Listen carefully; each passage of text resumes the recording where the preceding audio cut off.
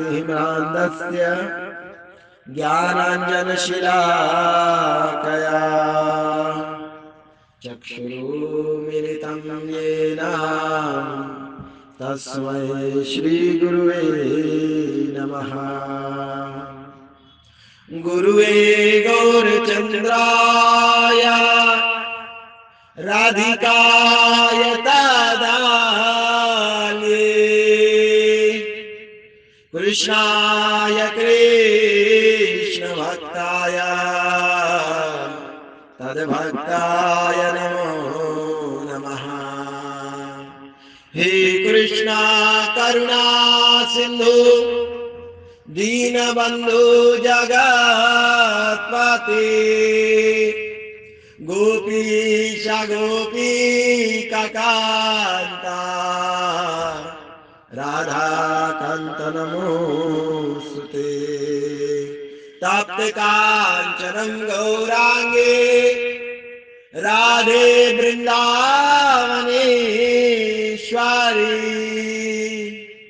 वृषभानुसुते देवी प्रणमाम्य हरिप्रिया।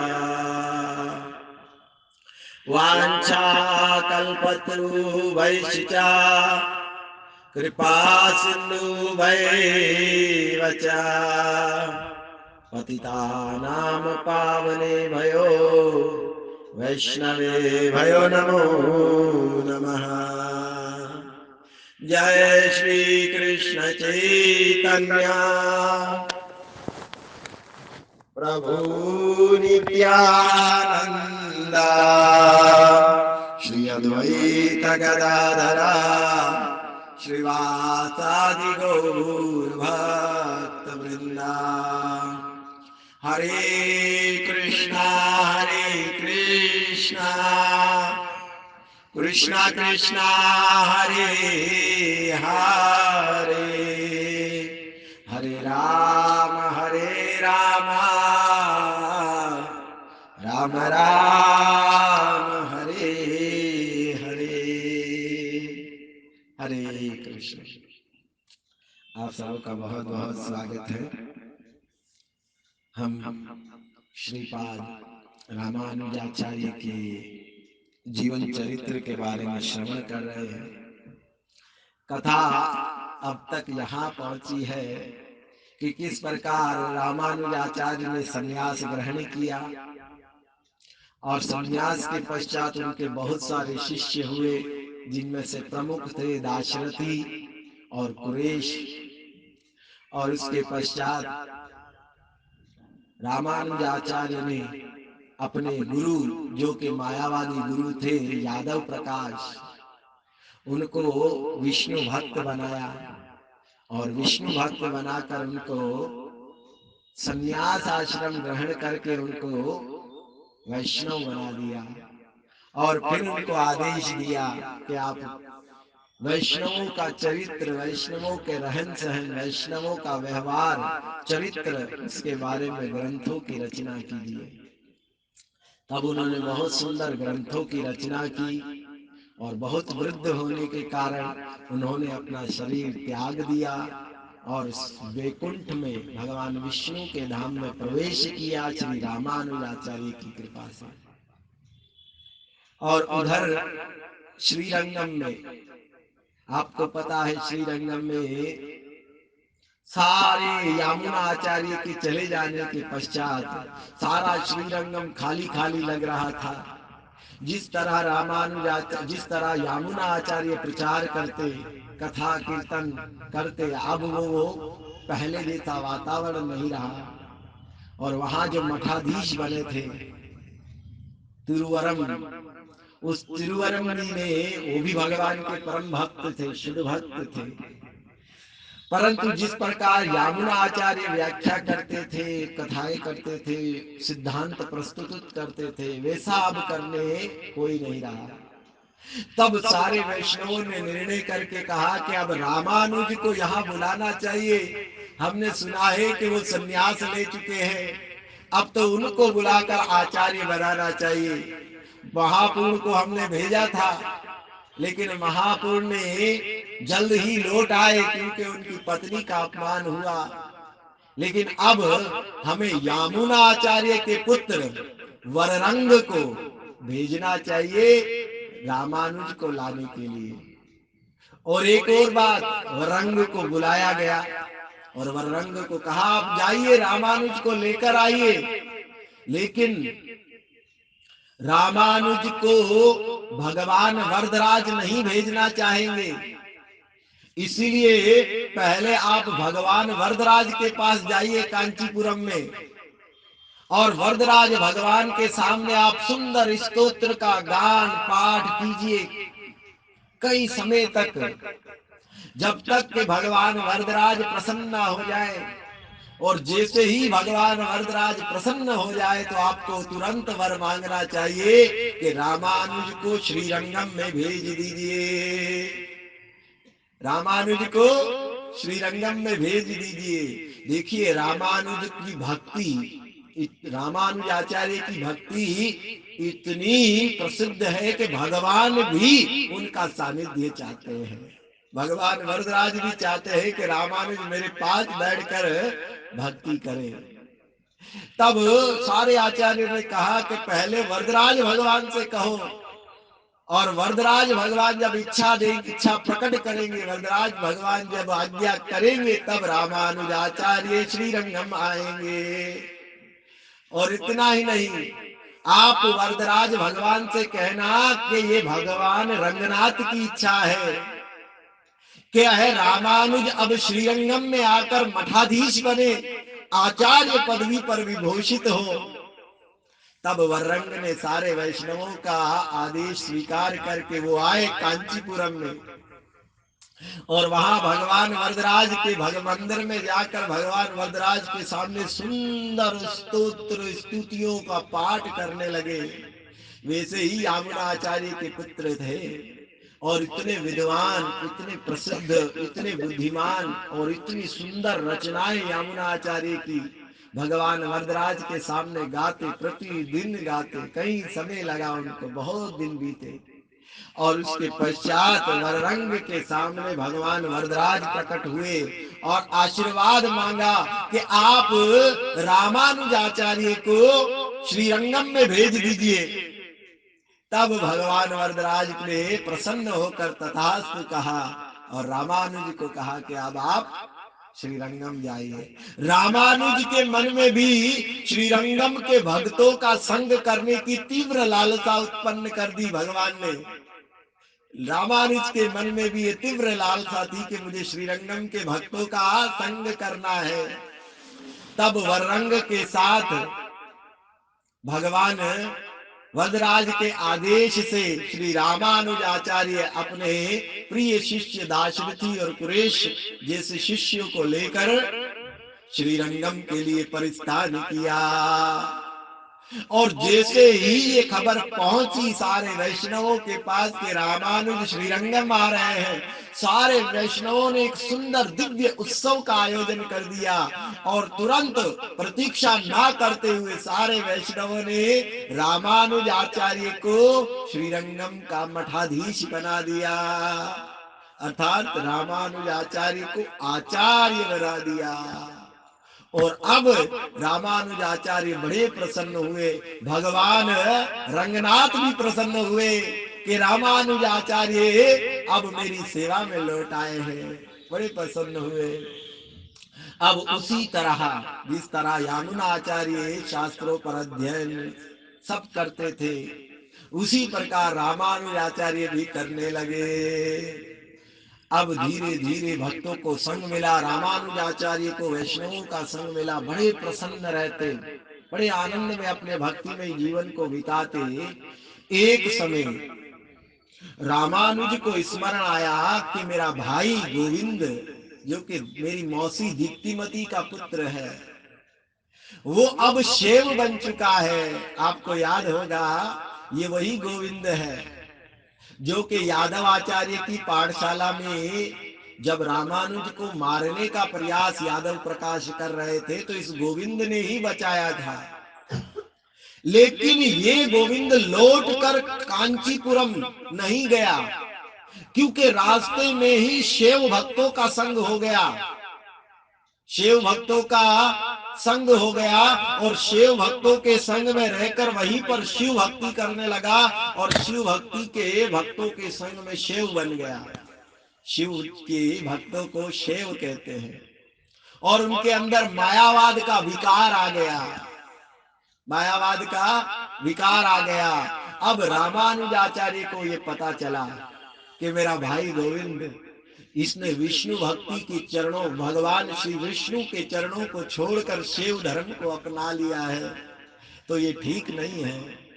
किसी भी प्रकार से गोविंद को शिव से वैष्णव बनाना पड़ेगा। तो रामानुजाचार्य के मन में ये इच्छाएं उमड़ी।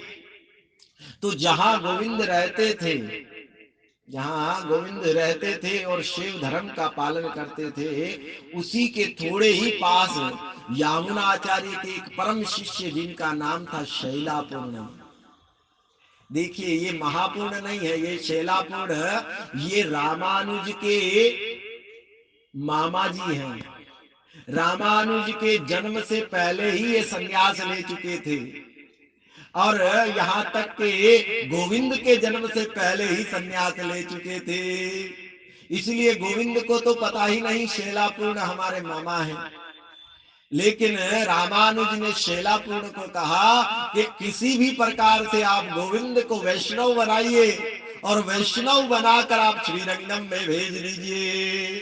चिट्ठी लिखी, पत्र लिखा, और जब श्री शैलापूर्ण को ये पत्र मिला कि रामानुज की इच्छा है कि गोविंद वैष्णव बने, तो कहा ठीक है।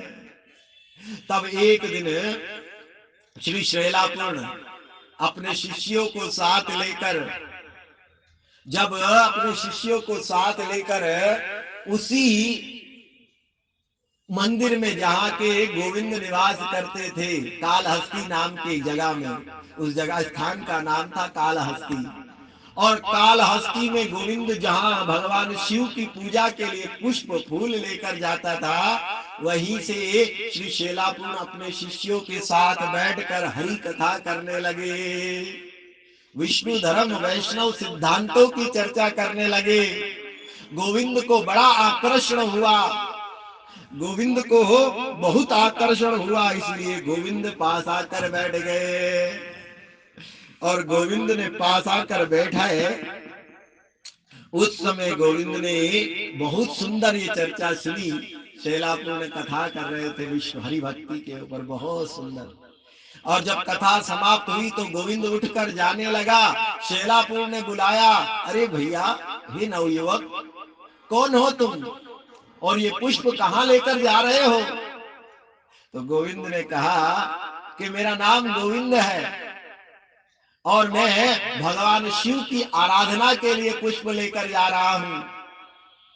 तो शैलापूर्ण ने कहा कि गोविंद, इतने सुंदर भगवान वरदराज और भगवान श्रीरंगम में भगवान विष्णु ही पूर्ण सत्य है, तो तुम ये पुष्प भगवान विष्णु के चरणों में क्यों नहीं समर्पित करते?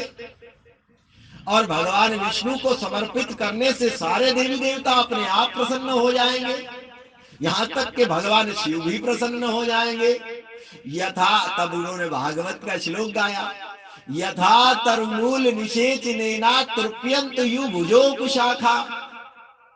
जैसे पत्तों को, वृक्ष को हरा भरा करने के लिए उसके जड़ में पानी दिया जाता है, वैसे ही सारे देवी देवताओं को प्रसन्न करने के लिए भगवान विष्णु को प्रसन्न करना होता है, क्योंकि देवी देवता सब भगवान के सेवक हैं। तब गोविंद ने कहा, आप भगवान शिव और भगवान विष्णु को द्वैत क्यों करते हैं, अलग क्यों मानते हैं? वो एक ही परम सत्य के दो रूप हैं। तब शैलापूर्ण ने जाना कि गोविंद के मन में ये मायावाद का विकार आ गया है। शैलापूर्ण ने कहा, अवश्य ये दो परम सत्य के रूप है, परंतु श्रेष्ठ तत्व जो है वो भगवान श्री विष्णु है, क्योंकि वो विष्णु तत्व है। और इस प्रकार दोनों के बीच में रोज प्रतिदिन गोविंद आता और बातचीत होती, गोविंद आता और विष्णु धर्म के ऊपर चर्चा होती। वैष्णव सिद्धांत को शैलापुर ने इस तरह प्रस्तुत किया कि एक दिन गोविंद ने कह दिया, गुरुदेव अब मैं इस शिव भक्ति को छोड़कर विष्णु धर्म को अंगीकार करना चाहता हूँ, वैष्णव बनना चाहता हूँ, कृपया आप मुझे दीक्षा दे दीजिए और मुझे अपने शिष्य के रूप में स्वीकार कीजिए।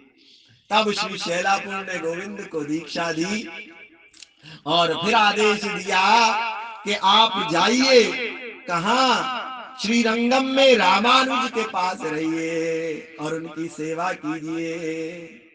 तब अपने गुरु के आदेश को मानकर गोविंद चले गए रामानुज आचार्य के पास, और रामानुज ने आचार्य ने देखा कि मेरा भाई गोविंद वैष्णव बनकर मेरे पास लौटा है, बहुत प्रसन्न हो गए, बहुत प्रसन्न हुए।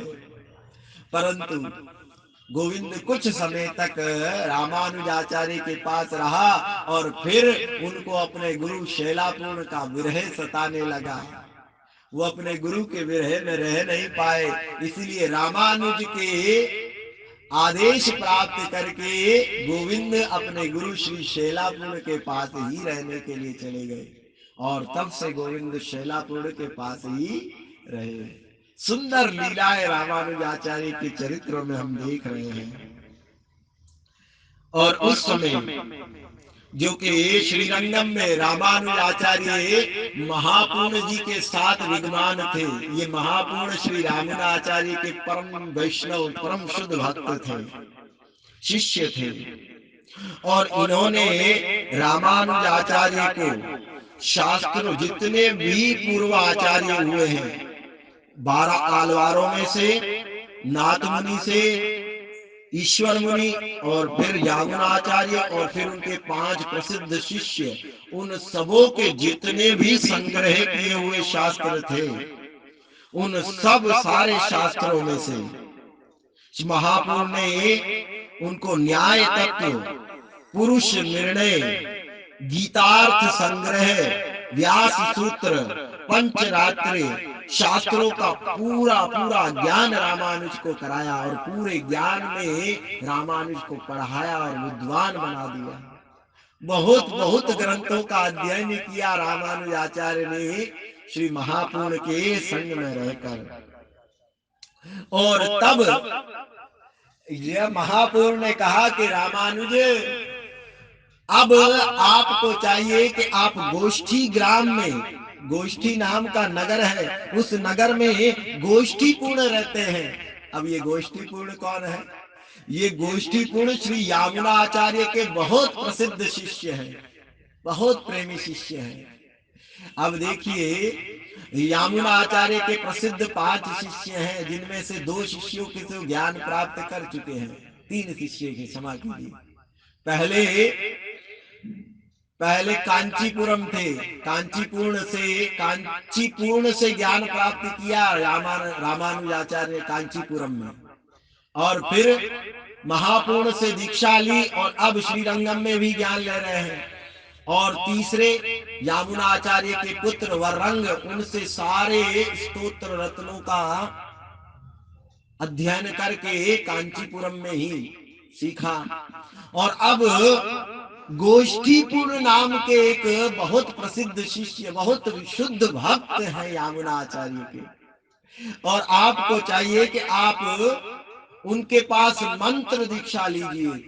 बहुत सुंदर विष्णु मंत्र में आप दीक्षित होइए, और वो रहस्यमय मंत्र आपको कोई दे सकता है तो वो केवल गोष्ठीपूर्ण ही है, केवल गोष्ठीपूर्ण ही है, जो गोष्ठी ग्राम में रहते हैं। तो कृपया आप उनके पास जाइए और उनसे इस मंत्र के रहस्य और तत्व विचार के बारे में अवश्य उनसे सुनिए, जानिए।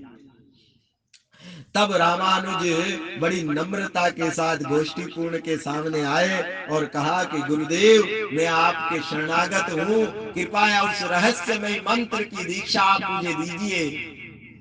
तब गोष्ठीपूर्ण ने कहा कि ये विष्णु मंत्र बहुत रहस्यमय है, किसी भी अयोग्य व्यक्ति को हम ये मंत्र नहीं दे सकते, जो कि इंद्रियों पर वश ना हो, जो कि जितेंद्रिय ना हो, जिसने अपने मन, अपने बुद्धि, अपने इंद्रियों सर पर नियंत्रण ना किया हो, उसको हम नहीं दे सकते। वास्तव में गोष्ठीपूर्ण जानते थे कि रामानुजाचार्य के मन और इंद्रियों पर नियंत्रण है, परंतु गुरु का अधिकार होता है कि वो शिष्यों की परीक्षा ले। तब रामानुजाचार्य को मना कर दिया गोष्ठीपूर्ण ने कि हम आपको इस मंत्र में दीक्षित नहीं कर सकते।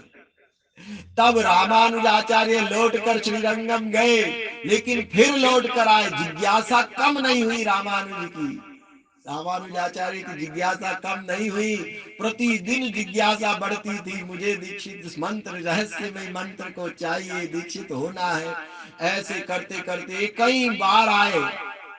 एक बार तो स्वयं भगवान उनके स्वप्न, गोष्ठीपूर्ण के स्वप्न में आए कि गोष्ठीपूर्ण, ये रामानुज कोई साधारण नहीं है, ये परम भक्त है, आप इसे इस मंत्र में दीक्षित कीजिए। तब 18 बार गोष्ठीपूर्ण ने रामानुजाचार्य को इनकार कर दिया, हम आपको इस मंत्र में दीक्षित नहीं कर सकते। लेकिन 19वीं बार जब स्वयं भगवान ने आकर उनको कहा, तब रामानुजाचार्य को इस मंत्र में दीक्षित किया गोष्ठीपूर्ण जी ने। और गोष्ठीपूर्ण जी ने कहा कि ये मंत्र बड़ा रहस्यमय है, बड़ा गोपनीय है, ध्यान से सुनो इस मंत्र को। मैं आपको दीक्षित कर रहा हूं, परंतु किसी भी अयोग्य व्यक्ति के पास ये मंत्र नहीं जाना चाहिए। जो जितेंद्रिय ना हो, जो हरि का शुद्ध भक्त ना हो, जिसने इन मन इंद्रियों पर वश में ना किया हो, इसे किसी भी अयोग्य व्यक्ति पर ये मंत्र नहीं जाना चाहिए, नहीं तो तुम नरकगामी हो जाओगे। याद रखना, स्मरण रखना। ऐसा कह दिया गोष्ठीपूर्ण ने। और इतना भी कहा कि ये मंत्र इतना अधिक महत्वपूर्ण है कि एक बार यदि इस मंत्र का उच्चारण किया जाए तो सारे के सारे जीव माया रूपी अज्ञान से मुक्त होकर भगवान श्री रंगनाथ के चरणों में वैकुंठ में प्रवेश करेंगे। इतना रहस्यमय मंत्र जब रामानुजाचार्य ने सुना कि मेरे गुरु कह रहे हैं इस मंत्र का जप मात्र से, इस मंत्र को हृदयंगम करने मात्र से जीव अज्ञान रूपी अंधकार से निकलकर भगवान रंगनाथ के चरणों वैकुंठ में चले जाएंगे, तब रामानुजाचार्य ने देर नहीं की और विचार करते हुए, यदि ये मंत्र सबको प्राप्त हो जाए तो सारे के सारे जीव भगवत धाम चले जाएंगे। ये मनसा लेकर रामानुजाचार्य श्रीरंगम की एक बहुत विशाल शिला, एक बहुत ऊंची शिला पर चढ़ गए और चढ़कर ढिंडोरा पीटने लगे, जोर जोर से कहने लगे, अरे भाइयों सुनिए सुनिए सुनिए, मेरे पास एक ऐसा दिव्य रत्न है, जिस दिव्य रत्न को आप प्राप्त करके भगवान रंगनाथ के पास उनके धाम वैकुंठ में चले जाएंगे। तो क्या आपको ये रत्न चाहिए? तो वहां पर खड़े जितने भी लोग थे, रामानुजाचार्य की इतनी ध्वनि, तेज ध्वनि को सुनकर बहुत सारे लोग एकत्रित हो गए और सबों ने एक साथ कहा, हाँ हमें चाहिए, हमें चाहिए, आप ये दिव्य रत्न हमें दीजिए। तब रामानुजाचार्य ने कहा, आप सब मेरे साथ बोलिए, ओम नमो नारायणाय, ओम नमो नारायणाय, ओम नमो नारायणाय। 3 बार रामानुजाचार्य ने इस मंत्र को गाया और जितने भी लोग थे उन सबों ने रामानुजाचार्य के पीछे इस मंत्र को गाया और सबों को दिव्य आनंद की अनुभूति होने लगी। एक दिव्य वातावरण उस पूरे स्थान पर छा गया, मानो साक्षात वैकुंठ का वातावरण हो। सबको यह दिव्य मंत्र प्राप्त हुआ और सब आनंद विभोर होकर अपने अपने घरों को लौट गए। तब रामानुजाचार्य ने विचार किया, अब मेरे गुरु गोष्ठीपूर्ण के पास जाना चाहिए और उनकी क्षमा याचना करनी चाहिए कि उन्होंने कहा था कि इस मंत्र को नहीं जाना। तब रामानुजाचार्य गोष्ठीपूर्ण के पास गए, लेकिन गोष्ठीपूर्ण पहले से इस खबर को जान गए और बड़े क्रोधित हुए, बहुत क्रोधित हुए। और क्रोध में जब रामानुज को देखा और कहा कि अरे मूर्ख, तुमने ये क्या किया? मैंने तुम्हें कहा था कि ये विष्णु मंत्र बड़ा रहस्यमय है, किसी भी अयोग्य व्यक्ति को नहीं दिया जाना चाहिए, और तुमने इस मंत्र को पूरी जनता में, अनगिनत लोगों में बांट दिया, जबकि ये बहुत रहस्यमय मंत्र है। तब रामानुजाचार्य बड़े नम्र होकर कहा, गुरुदेव, आप ही ने तो कहा था कि यदि इस मंत्र को गाकर, इस मंत्र को हृदयंगम करके जितने भी जीव इस मंत्र को स्वीकार करेंगे तो वो भगवान रंगनाथ, भगवान विष्णु के चरण कमलों में, उनके धाम वैकुंठ में चले जाएंगे। तो यदि मेरे जैसा एक तुच्छ प्राणी नरक में जाए और उसके बदले ऐसे हजारों व्यक्ति हरि के धाम को चले जाएं, तो इससे बड़ा सौभाग्य और क्या होगा गुरुदेव? मुझे नरक में जाना स्वीकार है, परंतु उसके बदले हजारों लोग यदि वैकुंठ जाते हो तो यही सही है। तब जब गोष्ठीपूर्ण ने सुना रामानुजाचार्य की ऐसी तीव्र भक्ति, तो उनको बहुत बहुत प्रसन्नता हुई और कहा कि रामानुज, वास्तव में तुम्हारे ये जो दिव्य गुण हैं, ये बताते हैं कि तुम एक दिव्य पुरुष हो, भगवान के भक्त ही हो, पार्षद ही हो। तब गोष्ठीपूर्ण उनसे बहुत प्रसन्न हुए और बहुत प्रसन्न हुए, और अपने पुत्र सौम्य नारायण, जो गोष्ठीपूर्ण के पुत्र थे, उन्होंने यामुना आचार्य को कहा कि आप मेरे पुत्र गोष्ठीपूर्ण को दीक्षा दो। तब रामानुजाचार्य ने गोष्ठीपूर्ण, जो कि उनके गुरु थे, उनके पुत्र को रामानुजाचार्य ने दीक्षित किया। और महापूर्ण के भी एक शिष्य थे, उनको भी रामानुजाचार्य ने दीक्षित किया, जिसका नाम था पुंडरीकाक्ष। पुंडरीकाक्ष और सौम्य नारायण को रामानुजाचार्य ने दीक्षित किया। एक समय की बात है, जब ये सुंदर लीलाएं चल रही थी, तो रामानुजाचार्य के एक शिष्य थे जिनका नाम था कुरेश। और कुरेश ने भागवत गीता के प्रसिद्ध श्लोक को वो जानना चाहते थे, जिसका गुह्य अर्थ वो जानना चाहते थे। जो श्लोक था, सर्वधर्मान प्रत्यज्य मामेकम शरणं व्रज, अहम त्वां सर्व पापेभ्यो मोक्षयिष्यामि मा शुचा। कुरेश जानना चाहते थे और गुरु के पास आए कि गुरुदेव, मुझे ये सुंदर और गुह्य अर्थ बताइए इस श्लोक का, किस प्रकार भगवान कह रहे हैं कि आप बड़े नम्र भाव से मेरी शरण होकर सर्वधर्मान, सारे धर्मों का परित्याग करके मेरी शरण में आओ। इस मंत्र का, इस श्लोक का गुह्य अर्थ बतलाइए।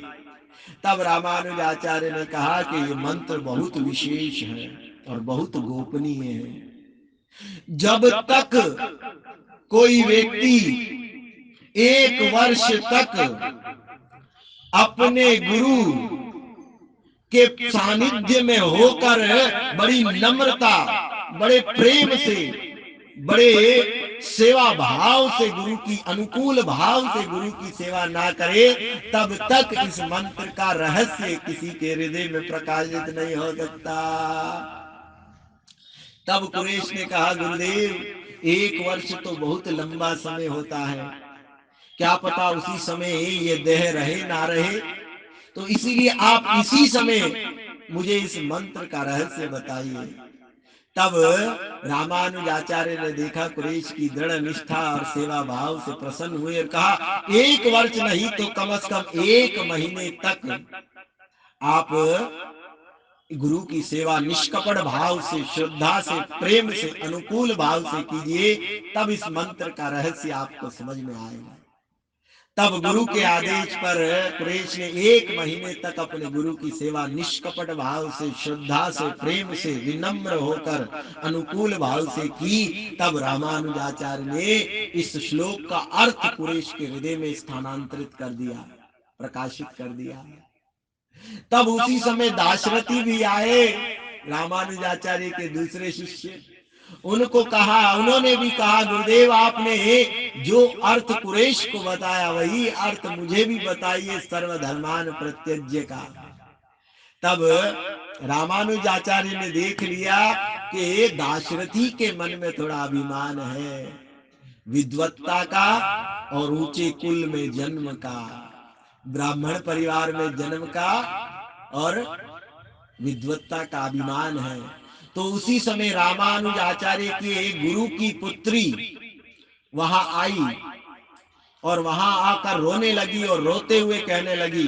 रामानुजाचार्य ने पूछा, बहन क्या हुआ, क्यों रो रही हो? तो कहा, मेरे ससुराल में, मेरे जो ससुराल है वहां पर मेरे जो ससुर जी हैं और सास हैं वो मुझे बहुत ताने देती हैं, बहुत बहुत सताती है और कहती है कि कोई काम तुमसे ठीक से नहीं होता, यदि कोई कार्य करना ही था तो अपने पिता के घर से नौकर लेकर आती। तब रामानुजाचार्य ने कहा, तो बहन तुम क्या चाहती हो? तो कहा कि मैं इस समस्या का समाधान चाहती हूँ। तब रामानुजाचार्य ने दाशरथी की ओर देखा और कहा, दाशरथी समझ गए कि मेरे गुरु क्या कहना चाह रहे हैं। मेरे गुरु चाहते हैं कि मैं एक सेवक बनूं और सेवक बनकर इस महिला के घर पर जाकर रसोइये का कार्य करूं ताकि मेरे गुरु प्रसन्न हो जाए। तब अपने गुरु का आदेश जानकर वो बड़े विद्वान दाशरथी, वो बहुत ऊंचे कुल में जन्म, ब्राह्मण परिवारों में जन्म दाशरथी अपने गुरु के आदेश को मानने के लिए उस महिला के घर में एक रसोइये का कार्य करने लगे, भोजन पकाने का कार्य करने लगे। एक दिन उस जिस घर में दाशरथी सेवा कर रहे थे उस घर में एक दिन एक साधु आए और प्रतिदिन सेवा करते थे। और साधु ने आकर कहा, भागवत के ऊपर प्रवचन दे रहे थे, तो कुछ भागवत में प्रवचन देते देते देते देते उन्होंने भागवत के कुछ ऐसे कह दिए वाक्य जो कि मायावाद की ओर अग्रसर हो रहे थे। तब दाशरथी ने उनके शब्दों को वैष्णव दृष्टिकोण से कृष्ण भक्ति की ओर, वैष्णव भक्ति की ओर मोड़ दिया। तब उन साधु को बड़ा क्रोध आया, अरे तुम एक रसोइया होकर मेरे शब्दार्थ में, मेरे कथा में तुम आपत्तिजनक शब्द उठाते हो, मेरी कथा में दोष ढूंढते हो।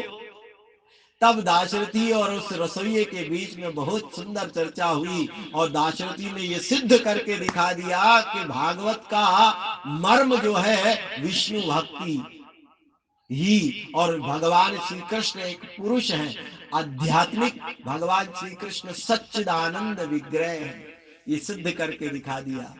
तब लोगों को पता चला, अरे ये कोई रसोइया नहीं, ये रामानुजाचार्य का परम विद्वान शिष्य दाशरथी है। तब सारे लोगों ने जाकर रामानुजाचार्य को कहा कि आप इस विद्वान शिष्य को ले लीजिए, हमें ये ठीक नहीं लगता कि इतने बड़े विद्वान उच्च कुल में जन्म और ये हमारे घर पर रसोइये का कार्य करे। रामानुजाचार्य ने देखा कि अब दाशरथी के अंदर घमंड नहीं है। तब दाशरथी को पुनः स्वीकार किया और फिर उसके हृदय में सर्वधर्मान प्रत्यज्य मामेकम शरणम व्रज का अर्थ स्थानांतरित कर दिया। तो ऐसे बड़ी सुंदर लीला रामानुजाचार्य कर रहे हैं अपने भक्तों और अपने शिष्यों के साथ। आगे और सुंदर सुंदर दिव्य लीलाएं हैं, परंतु वो हम आने वाली कथा में चर्चा करेंगे। श्रीपाद रामानुजाचार्य की जय, श्रीपाद शैलापूर्ण की जय, श्रीपाद महापूर्ण की जय, गोष्ठी पूर्ण की